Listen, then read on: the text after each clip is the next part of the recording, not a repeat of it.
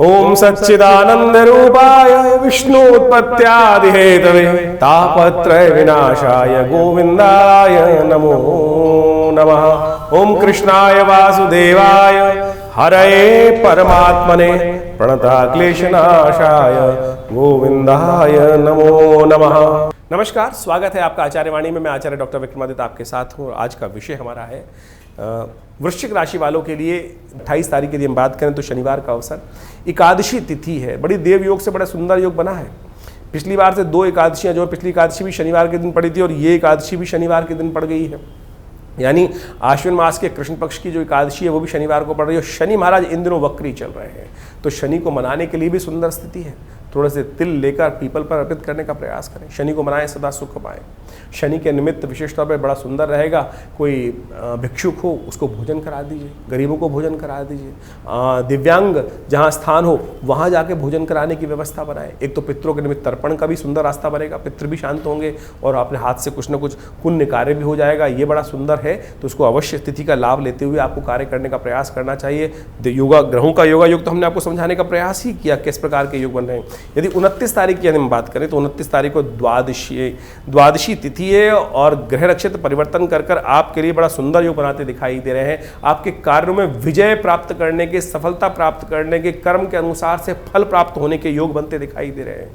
तो यानी पूरी कर्तव्य निष्ठा के साथ काम पे लग जाइए। आने वाले 2-3 दिन आपके लिए इतने पॉजिटिव हैं कि जितना करोगे ना, जितना कुआं खोदोगे उतना पानी निकाल पाओगे। यानी जितनी मेहनत करोगे उसका फल पूरी तरह से आपको सफलता की तरफ अग्रसित करने के सुंदर रास्ते बनाने के योग बनाता दिखाई दे रहा है।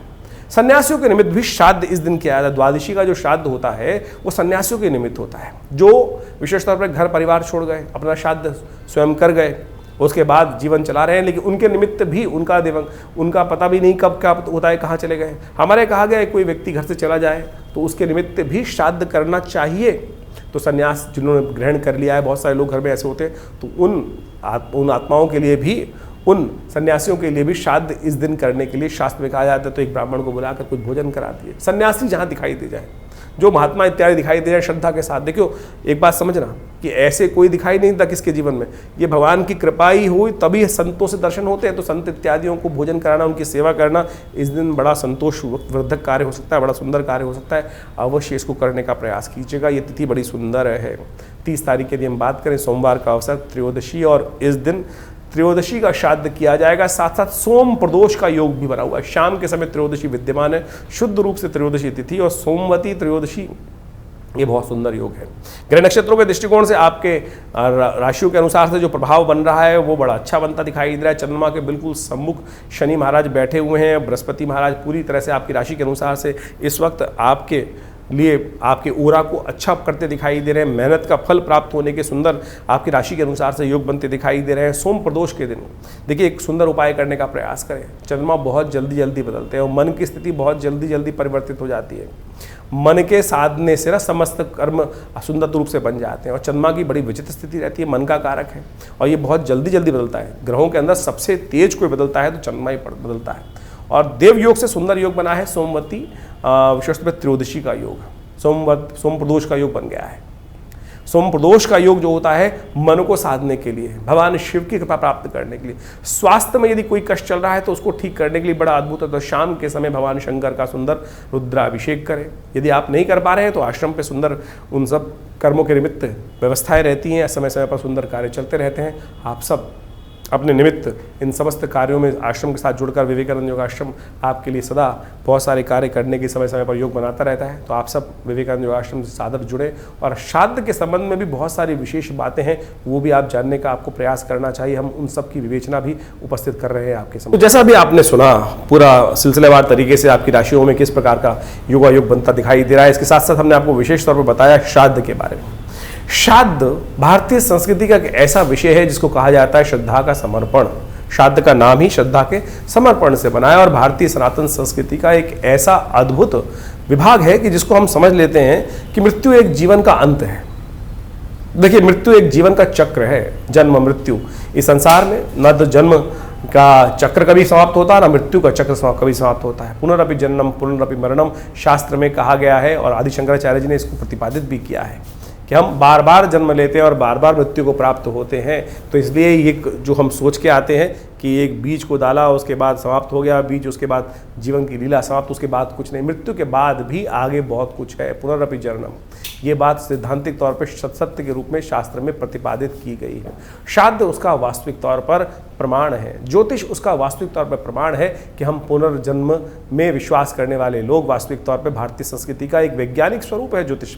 ज्योतिष के अंदर हम जब दशाओं को निकालते हैं, गतरक्ष सर्वक्ष इत्यादि नक्षत्र की कैलकुलेशन करते हैं, तो उसके अंदर भुक्त भोग्य की व्यवस्था आती है कि कितनी दशा, कौन सी दशा नक्षत्र के किस अंश पे आपका जन्म हुआ है, किस वेला में आपका जन्म हुआ है, उसके अनुसार से उस नक्षत्र के अनुसार से कौन सी दशा में आपका जन्म हुआ, कितना भुक्त हो चुका था, कितना भोग्य बाकी है। यानी हम जब आप अपनी विंशोत्तरी दशा को देखेंगे अपनी जन्मपत्री के अंदर, तो वहाँ लिखा होता है जैसे किसी की दशा में कौन सी दशा में जन्म हुआ, तो कितना आप पूर्व जन्म में भोग चुके हैं और उसकी बैलेंस दशा जो है वो इस जन्म में आपको भोगने को मिलने वाली है। तो उसके हिसाब से पूरा यानी गतरक्ष सर्वक्ष निकालकर आप सही समझ सकते हैं कि ये जीवन बार बार प्राप्त होने वाला है।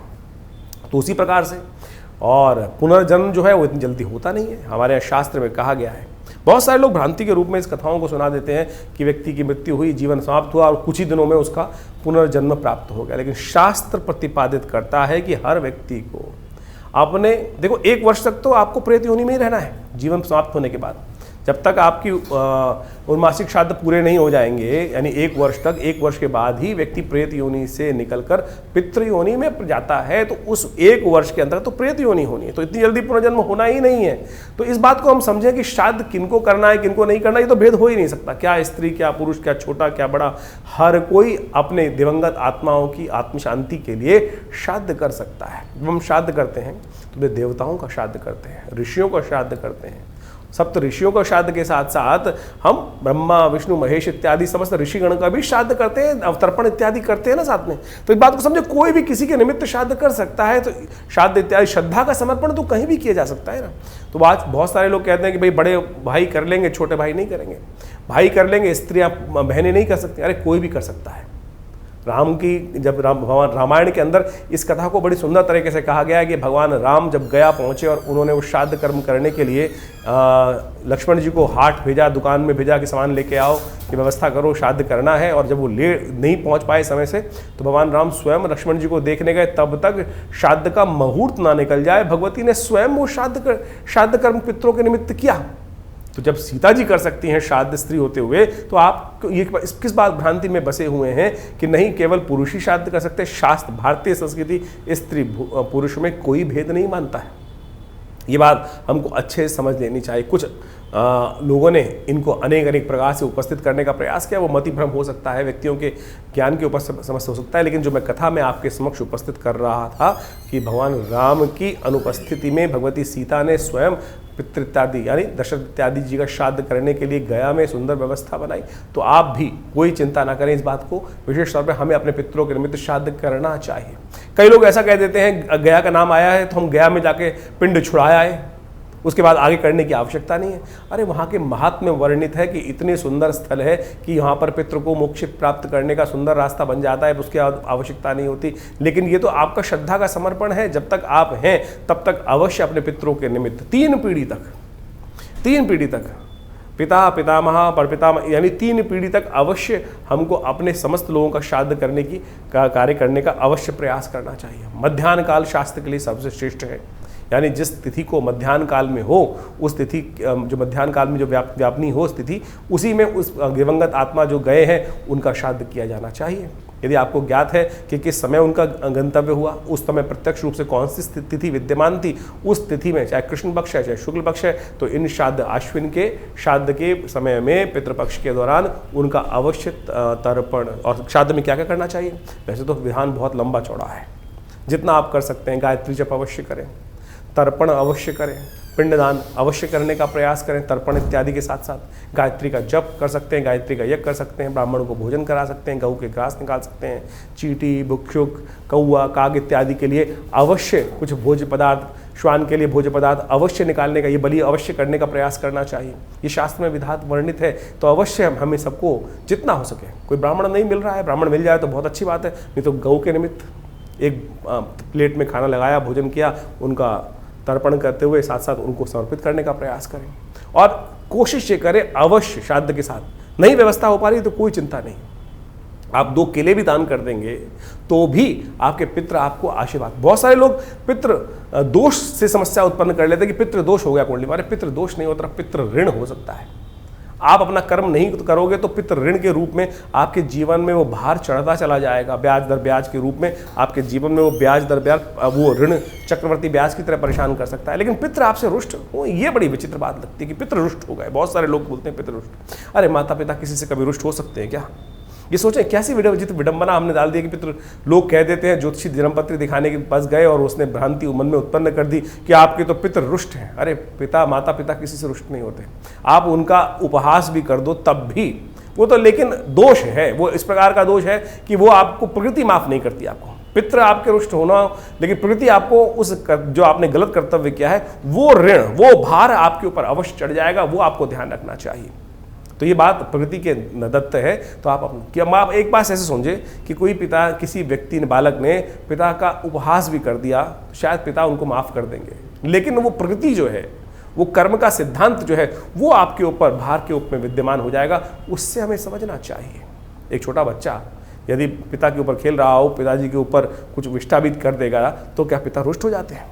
माता पिता तो रुष्ट बिल्कुल होते ही नहीं। कभी जब प्रत्यक्ष नहीं हुए तो अप्रत्यक्ष रूप में जाकर हाँ दुखी जरूर होते हैं। घर में उत्सव चल रहा है, आपने गाना बाना सब कुछ किया, सब कुछ करा, लेकिन अपने पितरों के निमित्त कुछ एक थाली निकाली ही नहीं, उनको याद ही नहीं किया। अरे जिनके बिना हम जी नहीं पाते थे, जिनके बिना हम चल नहीं पाते थे, उनको इतनी विस्मृति हमने भुला दी कि हम उनको भूल जाते हैं। तो हमारे यहाँ भारतीय संस्कृति परंपरा है कि सबसे पहली थाली उनको, उनके पितृ के निमित्त निकाल कर, मिंस कर और किसी गरीब व्यक्ति को दे दिया। इतना ही तो करना है खाली, और कुछ नहीं तो जल दे दीजिए भाई।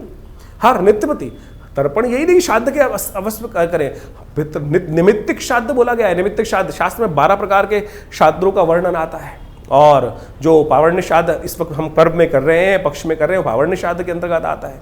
और पावर्ण्य श्राद्ध के साथ साथ और ये समझे कि हम सब नैमित्तिक श्राद्ध भी तो करते हैं। नित्य प्रति श्राद्ध करना चाहिए, नित्य प्रति तर्पण करना चाहिए, नित्य प्रति जल देना चाहिए। जैसे सूर्य को जल देते हैं उसी प्रकार से अपने पितरों का ध्यान करते हुए ये देव तीर्थ है, आगे वाली उंगलियां ये पितृ तीर्थ है। अंगूठे और पहली उंगली के बीच का जो तीर्थ है, यहाँ 1 लोटा जल लेकर तर्पयन्ताम तस्यै सुधा तस्यै सुधा तस्यै सुधा।